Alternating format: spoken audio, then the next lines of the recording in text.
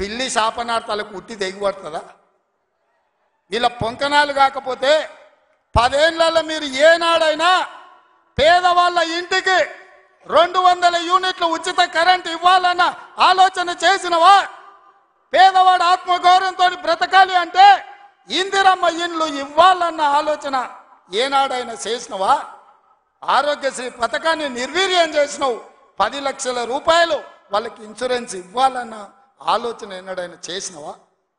ఇవాళ అందుకే ఆడబిడ్డల్ని ఆదుకోవడానికి 500 రూపాయలకు సిలిండర్ ఇచ్చి ఆడబిడ్డల్ని ఆదుకోవాలి, కట్టెలపై కష్టాల నుంచి వాళ్ళని కాపాడాలి అని తొందరలోనే మా ఆడబిడ్డల కోసం 500 రూపాయలకి ఇంటింటికి సిలిండర్ ఇచ్చే బాధ్యత మా మంత్రివర్గం తీసుకున్నది. 1,00,000 మంది ఆడబిడ్డలతోనే ప్రియాంక గాంధీ గారిని రప్పించి 1,00,000 మంది ఆడబిడ్డల సమక్షంలో సిలిండర్ 500 రూపాయల కార్యక్రమాన్ని తొందరలోనే మీ ప్రభుత్వం మన ప్రభుత్వం తీసుకోబోతుంది అని చెప్పి మా మిత్రులందరికీ నేను చెప్పదలుచుకున్నా. అదేవిధంగా మిత్రులారా, ఇంటికి ఉచిత కరెంటు 200 యూనిట్ల వరకు ఇస్తామని ఆనాడు చెప్పినాం. పోయిన సంవత్సరం ఎవరెవరు ఎంతెంత వాళ్ళ ఇంటికి కరెంటు వాడినరో ఆ లెక్క కట్టి ప్రతి ఇంటికి తెల్ల రేషన్ కార్డు ఉన్న వాళ్లకు 200 యూనిట్ల వరకు తొందరలోనే ఉచిత కరెంటు మీ ఇంటికి ఇచ్చే బాధ్యత, మీ కుటుంబాలను ఆదుకునే బాధ్యత మన ప్రభుత్వం తీసుకుంటుంది, పేదల ప్రభుత్వం తీసుకుంటుంది. ఆ ఎల్లా ప్రగతి భవన్ అనే పేరు మీద పెద్ద గడిని నిర్మించుకొని కష్టాలు చెప్పాలి అని గద్దరన్న పోతే ఎర్రటెండకు మిట్ట మధ్యాహ్నం 3 గంటలు నీ గేటు దగ్గర నించోబెట్టినావు కదా కేసీఆర్. ఈ పాపం ఊరికెపోతుందా అని నేను అడుగుతున్నా. అందుకే కదా పార్టీని మొన్న జరిగిన ఎన్నికలలో బొక్కలు ఇరగొట్టి బోర్ల బొక్కలేసి గుణపాఠం చెప్పిండ్రు. గద్దరన్న ఉసురు తలిగింది కాబట్టి మీ బొక్కలు ఇరిగిన బిడ్డ గది గుర్తుపెట్టుకోండి అని నేను చెప్పదలుచుకున్నా. అందుకే మిత్రులారా, ఇవాళ ఈ ప్రభుత్వం మీది మనది, ఈ ప్రభుత్వం పేదోళ్ళది. ఈ పేదోళ్ళ ప్రభుత్వంలో ఆదిలాబాదును దత్తత తీసుకుంటాం. తప్పకుండా తుమ్మిడేటి దగ్గర ఉత్తమ్ కుమార్ రెడ్డి గారి అనుమతితోని సాగునీటి ప్రాజెక్టును కడతాం, కుప్టి ప్రాజెక్టును కడతాం, సబర్మతి ప్రాజెక్టును కడతాం, కడెం ప్రాజెక్టును రిపేర్ చేస్తాం.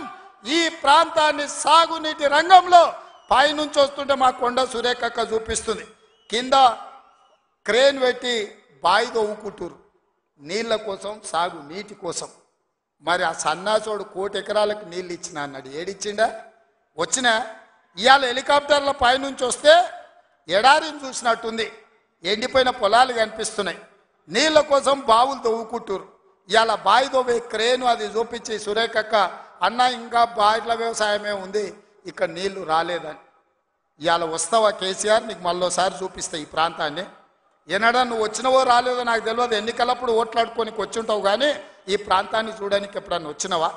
రా, ప్రభుత్వం హెలికాప్టర్ పెడుతుంది, మేము వస్తాం, నీకు చూపిస్తాం. 1 కోటి ఎకరాలకు నీళ్ళు ఇస్తా అనే పేరు మీద లక్షల కోట్ల రూపాయల దోపిడీకి పాల్పడ్డావు తప్ప ఈ ఆదిలాబాద్కు నీళ్ళు ఇవ్వలేదు. అందుకే ఈ ప్రాంతాన్ని సస్యశ్యామలం చేయడానికి సాగునీటి ప్రాజెక్టులను కట్టే బాధ్యత మా పార్టీ తీసుకుంటుంది, మా ప్రభుత్వం తీసుకుంటుంది. నిన్న మొన్న మాట్లాడుతున్నారు వాళ్ళు 3 నెలల 6 నెలల కేసీఆర్ మళ్ళీ ముఖ్యమంత్రి అవుతాడు, ఈ ప్రభుత్వాన్ని పడగొడతామని. నీ అయ్యా ఎవడ్రా పడగొట్టేటోడు? పడగొడతారా? ఎవడు కొట్టేది? నేను అడుగుతున్నా, వేలాది మంది మా యువకులు ఇక్కడ ఉన్నారు, మీరందరూ చూసుకుంటా ఊరుకుంటారా? పడగొడితే ఊర్లలోకి రానిస్తారా? ఊర్లలో ఎవడన్నా ఈ ప్రభుత్వాన్ని పడగొట్టాలన్న ఆలోచన చేస్తే మీ ఊర్లో యాప చెట్టుకు కోదండం వేసి కొట్టండి, లాగుల తొండలు ఇడవండి. ఇది ప్రజలు ఎన్నుకున్న ప్రభుత్వం, ప్రజలు ఆశీర్వదించిన ప్రభుత్వం, ప్రజల కోసం పనిచేస్తున్న ప్రభుత్వం. ఇది ప్రజా ప్రభుత్వం.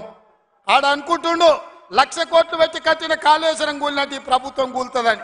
నీ అయ్యా నువ్వు దోపిడీకి పాల్పడ్డావు కాబట్టి ఆ కాళేశ్వరం గాలి వస్తే కొట్టుకుపోయింది. ఈ ప్రభుత్వం గాలి కాదు కదా, నీ ఖాందాన్ మొత్తం వచ్చినా బోర్ల బొక్కలు పండబెట్టి తొక్కుతాం. ఎవడని ప్రభుత్వం పడుతుందనో 6 నెలలకో 3 నెలలకో కేసీఆర్ ముఖ్యమంత్రి అవుతాడని చెప్పిండంటే మూతి పండ్లు రాలుతాయని నేను చెప్పదలుచుకున్నా. మన చూసిన నిత్యానంద స్వామి అని ఒక ఆయన ఉన్నాడు, తెలుసు కదా మీకు అందరికీ. ఆయన ఇక్కడక్కడైతే లాభం లేదని పోయి ఎన్నో దీవి కొనుక్కొని దానికి రాజు అని ప్రకటించుకున్నాడు. ఇక కేసీఆర్ సంపాదించిన అక్రమ సంపాదన ఉంటే పోయి ఏమన్నా అడవిలో పోయి ఎక్కడన్నా పోయి దీవులలో పోయి దీవి కొనుక్కొని దానికి రాజు అని ప్రకటించుకోవాల్సిందే, లేకపోతే ఆయన ఫామ్ హౌస్కి ఆయన ముఖ్యమంత్రి కావాల్సిందే తప్ప ఈ తెలంగాణ రాష్ట్రానికి మళ్ళీ జన్మలో ముఖ్యమంత్రి కాదు కదా, మంత్రి పదవి కూడా కేసీఆర్కు రాదని నేను చెప్పదలుచుకున్నా. నువ్వు చేసిన పాపాలకు నువ్వు పాపాల భైరవుడివి.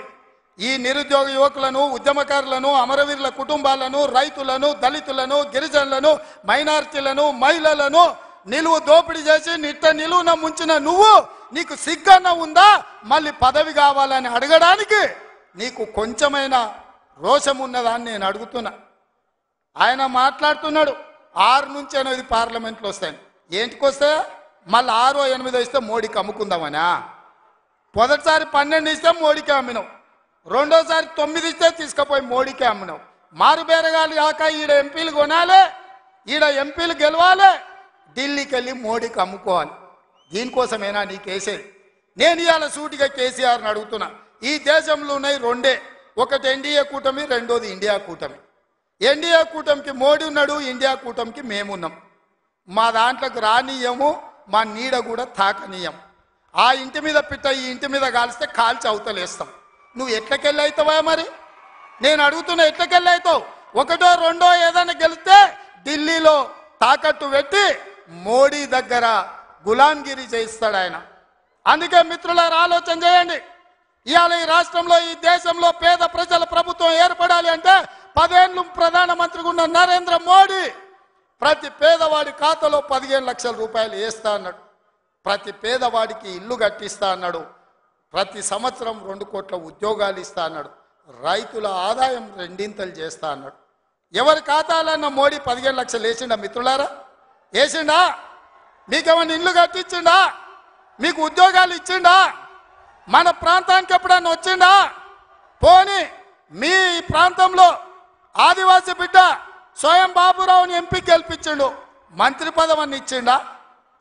మరి ఏమి ఇయ్యనప్పుడు ఈ ప్రాంతంలో మోడీకి ఓటెందుకు వేయాలని నేను అడుగుతున్నా. మీరు ఆలోచన చేయండి. ఇవాళ మతం పేరు మీద ఒకడు, మద్యం పేరు మీద ఇంకొకడు రేపు ఎన్నికల్లో ఓట్లు అడగడానికి వస్తారు. ఇవాళ మతం ఒక రకం మత్తు అయితే మద్యం ఇంకొక రకం మత్తు. మోడీ కేడీ ఇద్దరు ఒక్కటయ్యి కాంగ్రెస్ను అడ్డుకోవాలని చూస్తున్నారు. అందుకే మిత్రులారా, ఆదిలాబాద్ను దత్తత తీసుకున్న బాధ్యత మాది, మా ప్రభుత్వంది. మీకు యూనివర్సిటీ ఇచ్చే బాధ్యత మాది, మా ప్రభుత్వంది. మీకు తప్పకుండా తుమ్మిడేట్టు ప్రాజెక్టును కట్టే బాధ్యత మాది, మా ప్రభుత్వంది. తప్పకుండా సదర్మాట్ పూర్తి చేసే బాధ్యత మాది, మా ప్రభుత్వంది. కుప్తి ప్రాజెక్టును పూర్తి చేసే బాధ్యత మాది, మా ప్రభుత్వంది. కడెం ప్రాజెక్టును మరమ్మతులు చేసే బాధ్యత మాది, మా ప్రభుత్వంది. తండాలలో, గూడాలలో, మారుమూల పల్లెల్లో ప్రతి తండాకు గూడానికి రోడ్లు వేసే బాధ్యత మాది. తాగునీళ్ళు ఇచ్చే బాధ్యత మాది. పేదోళ్ళ పిల్లలకు చదువుకోవడానికి పాఠశాలలు ఏర్పాటు చేసే బాధ్యత మాది. ఈ రాష్ట్రంలో 2 లక్షల ఉద్యోగాలు నింపే బాధ్యత మాది. 2,07,000 నింపినాం. ఇంకా 1,93,000 ఉద్యోగాలల్లా 15 రోజుల్లో 15,000 కానిస్టేబుల్ ఉద్యోగాలు నింపుతాం. ఇవన్నీ చేసే బాధ్యత మాది. అందుకే మిత్రులారా, ఏ ఆదిలాబాద్, ఏ ఇంద్రవెల్లి సాక్షిగా ఆగస్టు 9, 2021 నాడు దళిత గిరిజన దండోర పేరు మీద ఎన్నికల సమర శంఖాన్ని పూరించినమో, మీ ఆశీర్వాదం తీసుకొని గుండెల నిండా మీరు ఇచ్చిన ధైర్యాన్ని నింపుకొని తెలంగాణ మూలల నేను మా మిత్రులందరూ కలిసి సమన్వయం చేసుకొని ఇవాళ ఇందిరమ్మ రాజ్యం తెచ్చినాం. అదే విధంగా ఇవాళ మళ్ళీ రాబోయే లోక్సభ ఎన్నికల్లో ఈ దేశానికి రాహుల్ గాంధీ గారు ప్రధానమంత్రిగా చెయ్యాలి అంటే కన్యాకుమారి నుంచి కశ్మీర్ వరకు 150 రోజులు 4,000 కిలోమీటర్లు మండు టెండల్లో, మంచు కొండల్లో